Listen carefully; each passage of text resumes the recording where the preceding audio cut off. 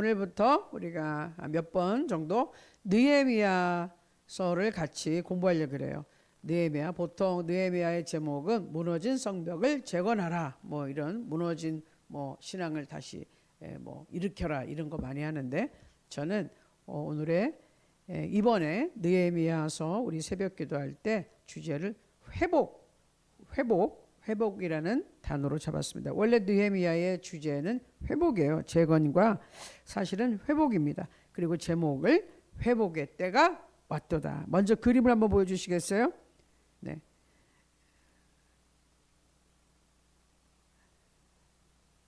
네. 지금 느헤미야 성벽을 사람들이 열심히 쌓고 있는데, 사실 저 오른쪽에 있는 저 성전은 글쎄요, 스룹바벨 때 저렇게 지어졌다고 생각은 안 되는데, 네.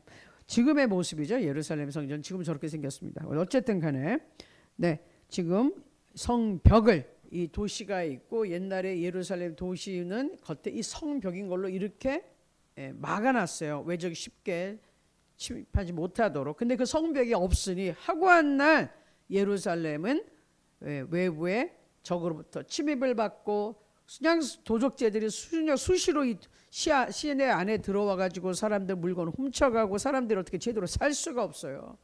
성전도 있는데 그냥. 그러니까 예루살렘은 제대로 된 도시가 아닌 거예요. 그러니까 예를 들어서 그런 거죠. 도시긴 도시인데 도시에 보안이 안 돼서 치안 상태가 아주 안 좋은 거예요. 경찰이 없다고 보시면 돼. 경찰이 없는 거랑 마찬가지예요. 군인 지켜줄 군인도 없는 거랑 마찬가지예요. 왜? 성벽이 무너져 있으니까. 그러니까 뭐 얼마나 무시받고 살겠어요. 중요하지 않다는 거죠. 근데 이 예루살렘 성벽이 포로로 잡혀갈 때, 이제 금방 표가 나오지만, 느부갓네살 왕이라는 이 바벨론 제국의 왕이 기원전 606년부터 606년 605년 포로로 끌고 가기 시작했어요. 제일 처음에 끌려간 팀이 여러분이 잘 아시는 다니엘과 세 친구들과 그 다음에 귀족들, 자네들 싹 다 끌고 간 게 기원전, 지금 그러니까 우리가 지금 2026년이잖아요. 2026년 더하기 한 600년을 더하는 거예요. 그러니까 600년 전이라고 볼 수 있죠.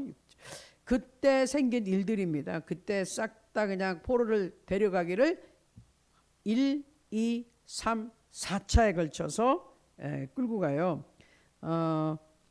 슬라이드 보여주세요.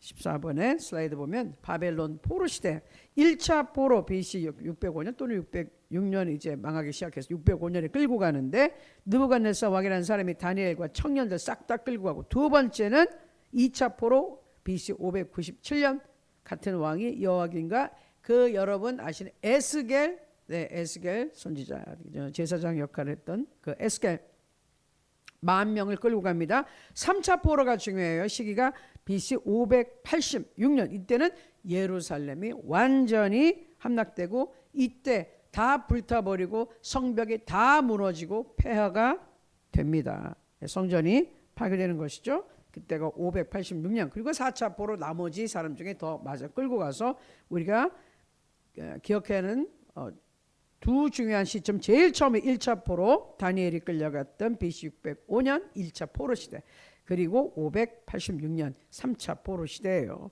자, 그런데 갔다가 하나님 말씀대로 70년 동안 이방의 나라에 있다가 이제 돌아오기 시작합니다. 돌아올 때는 1차, 2차, 3차에 걸쳐서 돌아옵니다. 자, 1차 귀환 슬라이드 보여주시죠. 네, BC 538년. 그러니까 605년부터 끌려갔다고 치면은 그때부터 쳤을 때 약 70년 지나서 오기 시작한 거예요.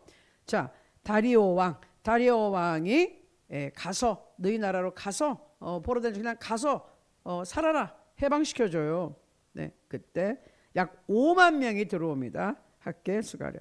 자, 그 다음에 이 2차 또 3차 포로 교환이 있는데, 2차는 여러분이 성경에도 나와 있는 에스라서를 기록한 에스라가 데리고 들어오고요. 세 번째는 우리가 진짜 공부할 느헤미야라는 사람이 총독으로 3차 포로를 데리고 옵니다. 근데 그 중간에 에스더라는 우리 책을 알고 있죠. 에스더는 언제 사건이냐면은, 자, 스룹바벨 총독이 돼서 처음에 이제 1차 포로를 데리고 와요. 데려와서 성전을 짓기 시작하다가 엄청난 방해에 부딪혀서 못 짓고 있어요. 20년을 못 짓고 있다가 겨우겨우 성전을 완공합니다. BC 516년이에요. 16년에 다리오 왕 스룹바벨 총독이 스룹바벨 성전을 완공시켜줘요. 그리고 그 다음에 몇십 년 흘려서 아하수에로 왕 때 에스더가 여왕으로 왕비로 올라가는 거죠. 바스티 쫓겨난 바스티 왕비를 대신해서 에스더가 들어가서 그때 또 유대인들이 아주 완전히 멸족당하려다가 살아나서 오히려 유대인들의 이 권력이나 이런 것들이 사회적 지위가 탁 올라가는 사건이 생겨요. 그리고 이제 2차 기원 때는 우리가 바로 보는 이 아하수에로 왕의 아들이라고 생각하는 아닥사스다 왕 때 에스라가 포로들을 끌고 들어오죠. 1500명 귀환합니다. 그러나 이 아닥사스다 왕은 에스더 왕비의 아들은 아니에요. 그러나 아닥사스다 왕 에스라 3차 때 같은 아닥사스다 왕 느헤미야가 데리고 들어오는 것이에요. 자, 그래서 이렇게 굵직굵직한 사건들이 있습니다. 슬라이드 16번에 보면은 중요한 것들이 있어요. 1차, 2차, 3차 포로가 올 때마다 하나님이 예비하신 것들이 있습니다. 스룹바벨이 와서 제일 처음에 예루살렘에 뭘 했죠? 성전. 다른 것 다 빼고 성전부터 했어요. 그건 뭐죠? 예배 드릴 곳. 구약시대의 모든 예배 중심은 예루살렘 성전이에요. 근데 그 성전이 다 회파됐잖아요. 다 무너졌잖아요. 그러니까 예배 드릴 데가 없는 거예요. 그러니 신앙생활이 엉망이 됐다는 것이죠. 이것을 제일 먼저 다시 바로 세우기 위해서 성전부터 짓는 거예요. 하나님 중심의 삶과 예배를 이루기 위해서. 그래서 예배 드린다는 건 뭐죠? 하나님과 나와의 관계를 회복해야 되니까 나의 영을 살리는 일을 먼저 했고, 이스라엘 유다 땅에 있는 모든 그 백성의 영적 생활을 살리는 것을 먼저 했다. 두 번째, 2차 때 에스라는 말씀의 회복이에요. 에스라는 율법학자, 성경을 잘 가르치는 말씀을 잘 가르치는 선생님이에요. 그러니까 그분은 와서 뭘 했다? 하나님의 말씀을 선포하고 잘 가르쳤어요. 예배를 그리고 경외했었는데 하나님의 말씀을 이제는 잘 알아듣게끔 잘 쪼개가지고 설명을 잘 해서 한마디로 성도들이 잘 알아듣게 가르쳐 주는 거예요. 그러니까 자, 영적으로 예배를 드립니다. 영이 이제 살아납니다. 두 번째는 하나님의 말씀을 들으면서 구체적인 뭐가 변화가 되죠? 생각이 변화된 거예요. 사람의 마음이 변화되는 거예요. 그리고 생각이 변화되면은 행동도 변화돼요. 그것을 우리는 뭐라 그러냐면 성화된다 그러는 거예요. 성화되는 것은 일평생 가는 거예요. 왜? 우리의 이 혼의 기능, 지성, 생각하는 것과 우리의 의지와 이 감정이 하나님의 것으로, 예수님과 같이 하나님의 것으로 변화되고 하나님의 사람답게 변화되는 것이에요. 거듭나는 것은 한순간이에요. 예수님을 지금 우리가 모셔드리면 됩니다. 하나님 앞에 회개하고 자복하고 나가면 하나님 우리를 받아주세요. 그러나 그랬다 해서 단숨에 내가 예수님같이 확 변하느냐? 그건 아니란 말이에요. 혼은 이 영과 육의 중간에 있잖아요. 그래서 혼은 내 몸 안에 살고 있는 기능이기 때문에 이 세상에도 영향을 받아요. 그리고 예수님 믿기 전에 모든 것을 아직 기억하고 있어요. 그러니 어떻게 해야 돼요? 바꿔야 되는 겁니다. 한국에 있다 미국 가서 살기 시작하면 미국 스타일대로 잘 따라가 주는 것이 편안하게 살 수 있는 거예요. 우리 북한에 있다가 중국 나오고 중국에 있다가 한국 나오고 이런 분들 가는 곳곳마다 생활이 달라요. 그 생활을 빨리 적응해가지고 빨리빨리 익히는 분이 살기가 편한 것이죠.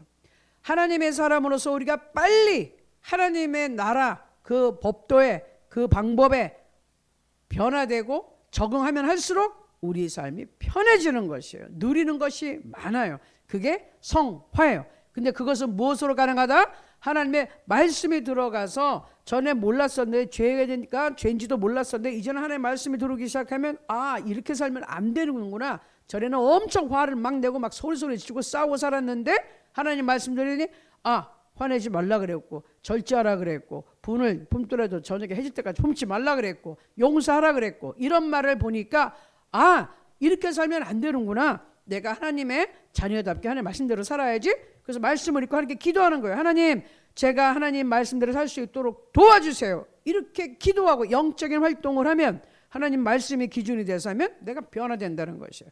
그래서 에스라가 그런 역할을 했어요. 그래서 영과 혼.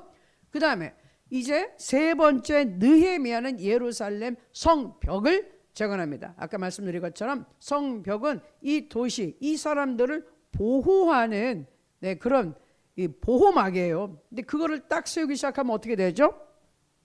생활의 터전이 안정되기 시작하고 삶의 터전이 이제 좀 든든해지기 시작하고 그리고 우리의 공동체가 힘을 얻게 되는 것이에요.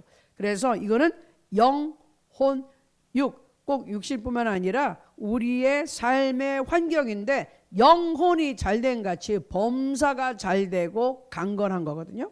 그렇죠? 요한 3서 2절 말씀처럼 이게 영혼이 잘된 같이 범사가 잘 되고 강건합니다.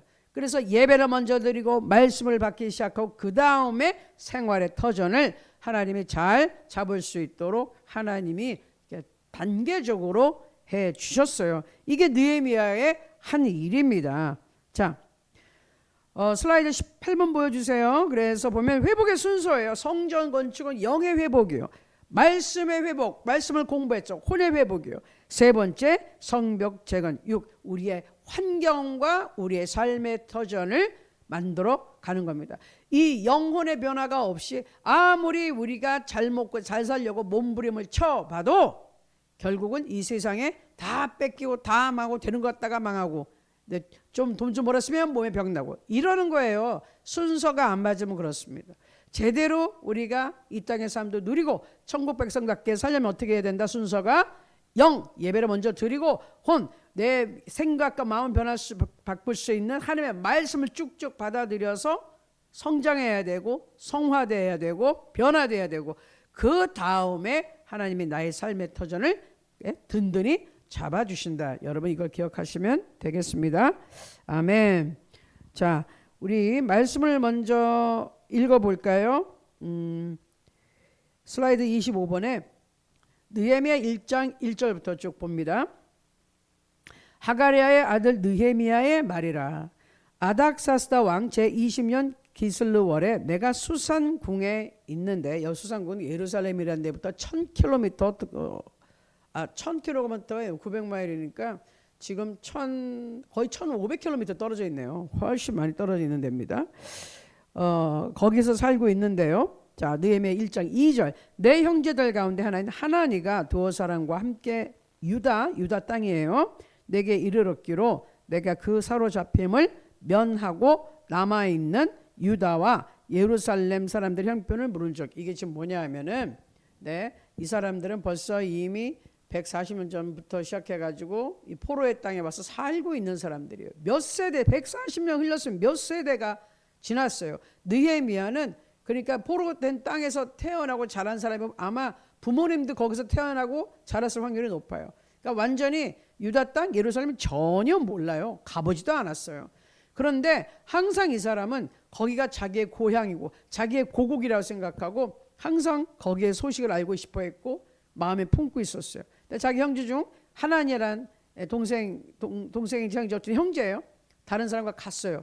갔다가 이제 온 거예요. 유다 땅 그 예루살렘 소식을 들었는데 거기 사로잡힌 뭐라고 남아있는 사람들이란 것은 포로로 잡혀오지 않고 그냥 거기 남아있는 얼마 되지 않는 사람들이 그래 그 사람들은 지금 그 땅에서 어떻게 살고 있지? 우리나라가 어때? 우리 조국이 어때? 물어본 거예요. 그랬더니 3절에 그들이 내게 이르되 사로잡힘을 면하고 남아있는 자들이 그 지방 거기서 큰 환난을 당하고 능욕을 받으며 예루살렘 성은 허물어지고 성문들은 불탔다는지라. 이게 벌써 140년 전에 불타고 허물어졌는데 아직까지도 그렇게 살고 있다는 거예요. 그러니까 보호막이 없으니까 거기 있는 사람들 환난 엄청 고생하고 살고 있고 주위 다른 민족들이 들어와서 막 살고 있고 정작 주인 될 사람들은 다 쫓겨나갔으니까 좀 포로로 끌려가고 얼마 안 남았으니까 능욕당한다, 조롱당하고 모욕당하고 살고 있는 거예요. 그렇게 비참하게 살고 있었습니다. 그래서 1장 4절에 느헤미야가 내가 이 말을 듣고 앉아서 울고 수일 동안 슬퍼하며 하늘의 하나님 앞에 금식하며 기도하여. 느헤미야가 이런 사람이에요. 우리가 만약에 다른 나라에서 이렇게 태어났다고 하면 그 가보지도 않고 멀지 이렇게 가물가물하고 아주 그냥 몇 세대 이렇게 흘러서 나오면요. 그런데도 항상 거기는 내 조국이야, 우리 땅이야, 반드시 우리가 찾아야 할 땅이야 라고 생각하고 거기를 위해, 거기 있는 사람들을 위해 하나님께 기도하고 그 땅의 회복을 위해 기도하고 이렇게 금식까지 하면서 울면서 참 하기가 쉽지가 않죠. 대단한 사람이에요. 하나님이 감동을 준 사람이에요. 그렇지 않고서는 가보지도 않아서 이미 몇 세대가 흘러가지고 적어도 한 3대 손은 될 텐데, 3세 정도 될 텐데 이런 마음을 품는다? 쉽지 않습니다. 이거는 만약에 그거예요. 거꾸로 미국에서 이민 3세 정도 되는 애들 한국에 대해서, 남북한의 이 실정에 대해서 막 눈물을 흘리고 가슴 아파하고 금실하고 그런 애가 있다면 그 애는 사명자인 거예요. 그냥 교포 애들이 개념이 없어요. 거기 미국이 우리나라지 뭐 이러고 살고 있다니까요. 그리고 남북한은 그래서 어쩌라고 그러거든요. 근데 가끔 가다가 부르심을 받은 젊은 애들이 있어요. 그 친구들은 북한에 대한 예를 들어서 관심이 대단해요. 그리고 대한민국에 대한 막 마음이 뜨거워서 우리 남북이 통일돼야 된다. 우리 북한 저렇게 되면 안 된다. 우리 탈북민들 저렇게 놔두면 안 된다. 미국에서 살면서 그런 특별한 마음을 가진 사람들이 어쩌다가 있는데 그 친구들은 소명, 부르심을 받은 사람, 사명자로 우리나라와 민족을 위해 기도하고 북한에 복음을 전하고 또 그날이 오기 전까지 계속 중보기도할 사명자들은 그래요. 제가 보니까 이 느헤미야가 그런 사명자라는 거예요. 몇 세대에 흘러서 관심도 안 가질 뻔한데 이 친구 거기서 태어나고 자라고 그 문화까지 다 익히고 거기 공무원까지 돼서 아주 직급이 높은, 술 따르는 이제 관원의 자리에 이제 있는데 술 따르는 관원은 바로 이 왕과 얼굴은 매일 마주대고 아주 최측근이거든요. 보면은 이 아닥사스다 왕이 자기 아빠 아하수에로 왕일 거예요. 아버지가 침상에서 살해당했어요. 암살당했어요. 그거를 이 친구가 봤어요. 피바다가 된 거를. 자기도 왕에 올랐는데 자기도 그렇게 될까 봐 항상 암살, 이런 거에 대해서 굉장히 예민한 거예요. 그래서 그중에 특별히 이 독살 같은 걸 많이 시키니까 술관은 맨날 이게 음식 먹을 때 항상 반주로 나오는 포도주를 먼저 마시게 해서 시음해 보는 술관은 바로 앞에 뒀죠. 절대로 독살하지 못하게. 그 정도로 아주 최측근 믿을 만한 사람을 거기 둔다니까요. 근데 그렇게 신뢰받은 느헤미야가 그러면 그 땅에서 얼마나 뿌리를 잘 내린 거예요. 그런데도 불구하고 이 친구의 마음은 조국에 가 있었다 그 얘기예요. 대단한 사람입니다. 자,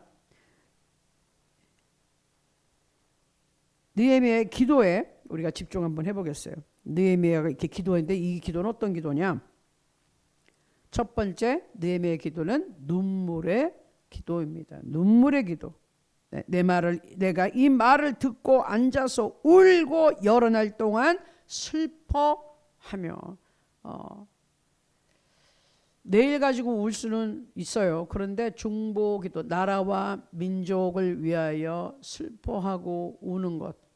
우리 민족이 이렇게 됐네. 우리 땅이 이렇게 됐네. 그러면서 우는 것. 눈물의 기도예요. 영어는 compassionate prayer. 그래서 compassionat은 뭐냐면 이 연민, 긍휼히 여기는 마음으로 기도하는 거예요. 우리 남한에도 그렇고 해외에도 그렇고 또 많은 분들이 우리 북한 땅과 탈북민에 대해서 북한에 한 번도 가보지도 않고 살아보지도 않았지만 많은 이런 눈물의 기도를 하는 분들이 있어요. 가슴에 이 긍휼히 여기는 마음, 그 아픔에 공감하는 거예요. 똑같은 환경에 살지도 않았는데 같이 그분들을 왜 울며 기도한다? 이건 뭐죠? 성령께서 안에서 탄식하며 기도하시는 거예요. 성령께서 그 감동을 주시기 때문에 가능한 거예요. 인간의 감정으로 되는 것이 아니에요. 그거는 사명자들에게 하나님이 주시는, 기도하라고 주시는 그 뜨거운 마음이에요. 그리고 같이 눈물을 흘릴 수 있는 그런 마음이에요. 그러니까 느헤미야가 이런 마음을 가졌고 이런 기도를 했어요. 우리도 이런 기도를 하는 사람들이 많죠. 그리고 우리 탈북민을 위해서, 북한 땅을 위해서, 또 나라를 위하여, 민족을 위하여 기도합니다. 이게 눈물의 기도인 거예요.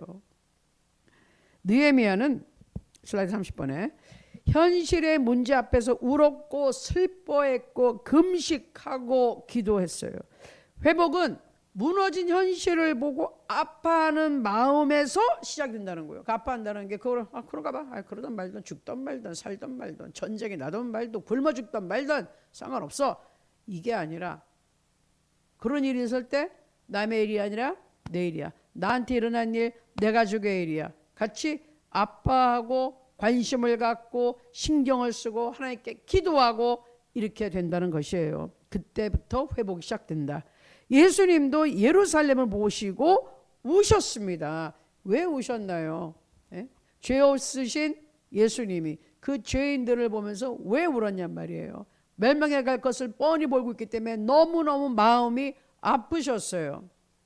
하나님의 말씀에 불순종해가지고 결국은 심판받게 되고 예루살렘이 무너지는 것을, 함락되고 무너지는 것을 알고 계셨기 때문에 우셨어요. 예수님도 우셨어요. 얼마나 답답하고 마음이 아팠으면.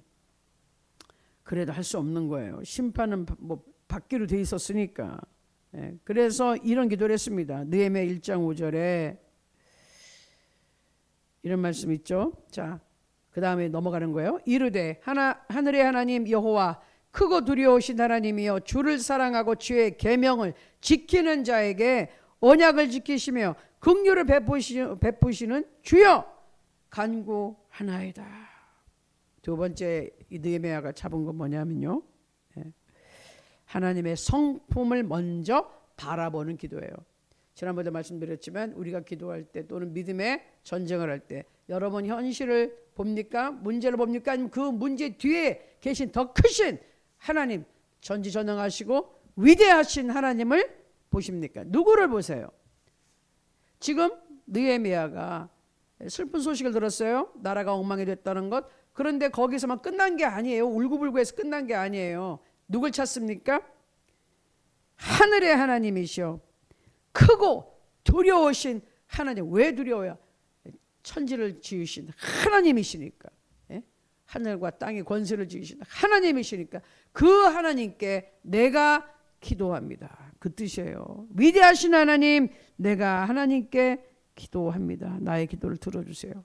자, 그래서 느헤미야는 무슨 문제가 있습니다, 이랬습니다, 저렇습니다, 나라가 망했어요, 우리가 왜 이렇게 살아야 되는 거야, 이런 말한 게 아니라 먼저 하나님이 누구신가를 고백하는 거예요. 우리가 그래서 제일 처음에 찬양을 하는데, 찬양할 때 여러분 들어와서 제일 회개 예수 그리스도의 보혈의 능력을 찬양하고 성령께서 함께 하심을 찬양하고 감사하고 해야 되는 거예요. 그래야지 믿음이 확 생기면서 내가 누구한테 도대체 기도를 하는가, 누가 나한테 응답을 주시고 누가 나를 도와주실 것인가, 믿음이 생기죠.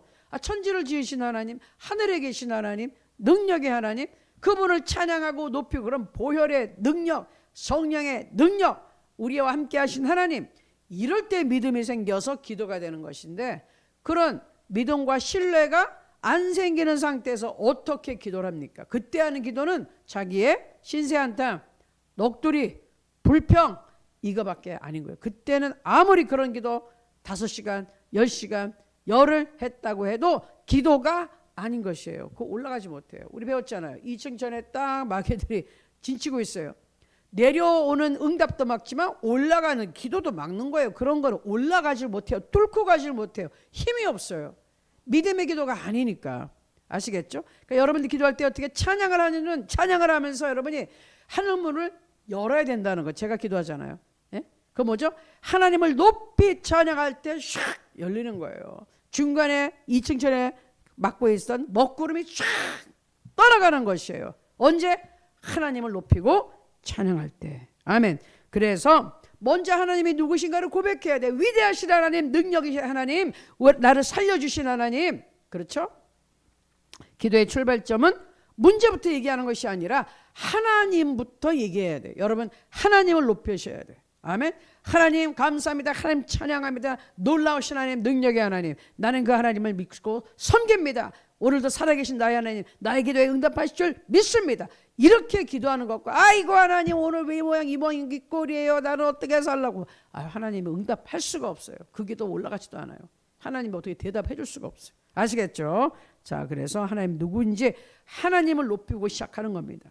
자, 그 다음에 느헤미야 기도가 언약을 붙드는 기도예요. 느헤미야 1.5절 보니까 하나님 당신은 언약을 지키십니다. 하나님이 하신 언약은 절대로 변치 않습니다. 거짓말하지 않으십니다. 하나님 말씀 1.1획도 없어지지 않는다고 하셨어요. 그러니까 하나님은 언약을 지키시는 분이시죠. 하나님 우리에게 말씀하셨죠.